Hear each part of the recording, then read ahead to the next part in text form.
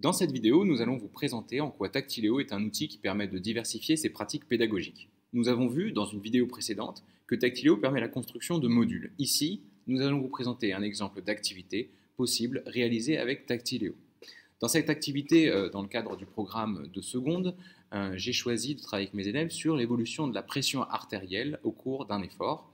Et avant de commencer l'activité proprement dite, je commence par demander aux élèves un certain nombre de questions qui sont relatives aux notions vues au cours précédemment.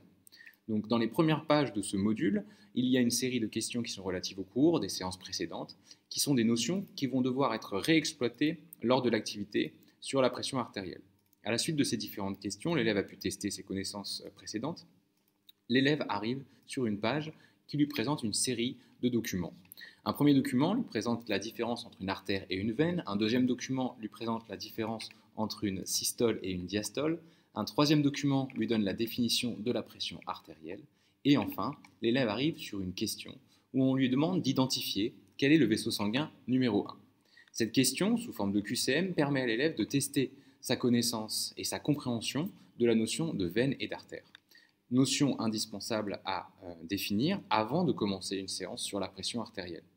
Donc toutes ces questions-là, ce sont des choses qui d'habitude sont faites en cours dialogué avant de commencer l'activité. L'avantage ici, c'est que l'élève est face à son écran et donc chaque élève est concerné par ces questions et chaque élève du coup peut vraiment saisir les enjeux notionnels et les définitions des termes qui sont les termes de la problématique de l'activité, en l'occurrence ici une activité sur l'évolution de la pression artérielle lors de l'effort. Donc après une série de questions qui lui permet de comprendre et de différencier veine et artère, il faut comprendre la notion de pression et après la notion de pression systolique et la notion de pression diastolique. Donc là, on a les mêmes documents, mais cette fois-ci une autre question où on lui demande la définition de la pression diastolique sous forme d'une question du type: la pression diastolique est-elle inférieure, égale ou supérieure à la pression systolique? Et si l'élève a bien compris les différents documents, a compris ce que c'était qu'une systole et qu'une diastole et qu'une pression artérielle, il saura identifier que la pression diastolique est inférieure à la pression systolique, et donc il aura compris les termes essentiels à l'activité sur l'évolution des deux types de pression systolique et diastolique lors d'un effort. Enfin, l'élève arrive sur une page qui lui rappelle la méthode pour décrire un graphique, méthode qui avait été vue lors des séances précédentes. Donc l'élève va remobiliser ses savoir-faire pour décrire un graphique qui sera une des compétences testées lors de l'activité qui va suivre. Donc là, on arrive à la fin du préambule de cette activité, puisque l'élève a pu remobiliser les notions acquises lors des séances précédentes, remobiliser les savoir-faire acquis lors des séances précédentes, notamment la méthode pour décrire un graphique, et compris les définitions des termes, des mots importants de la problématique du jour, à savoir une artère, une pression artérielle, une pression diastolique et une pression systolique. Par conséquent, l'activité peut commencer et on arrive sur la première page de l'activité à proprement dite, où on retrouve les mêmes documents. Mais en plus de ces documents-là, j'ai ajouté le graphique qui montre l'évolution de la pression diastolique et systolique au cours d'un effort d'intensité croissante. Et là, l'élève doit réaliser une description de graphique. Donc il va remobiliser la méthode pour décrire un graphique et il va comprendre ce qu'il est en train d'analyser grâce aux questions des éléments précédents.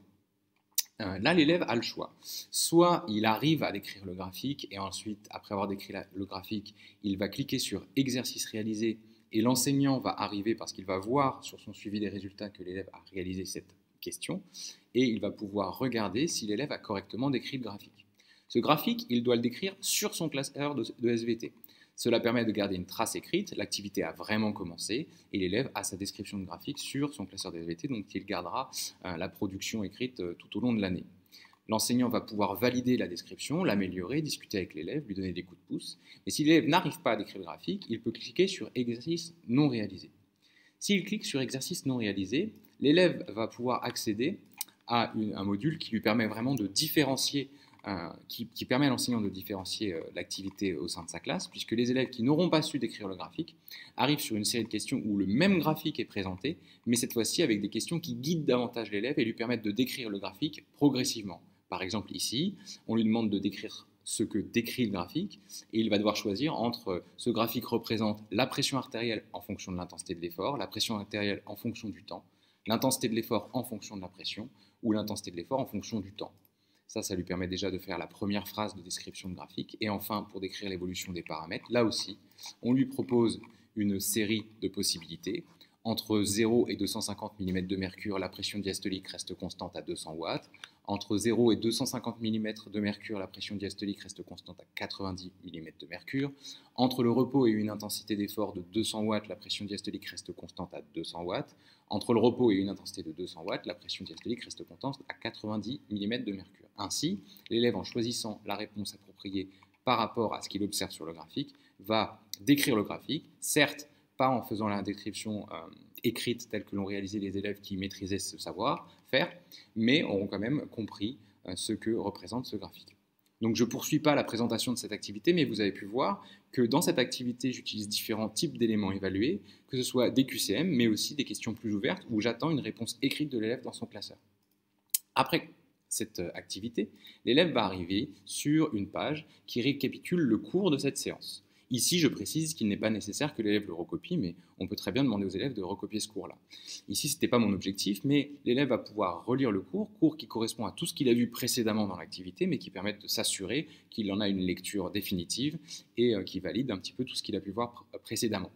Relire ce cours est nécessaire pour passer aux étapes suivantes qui vont être des questions sous forme de QCM, qui sont des questions qui sont cette fois-ci relatives aux notions qui ont été développées lors de cette activité-là.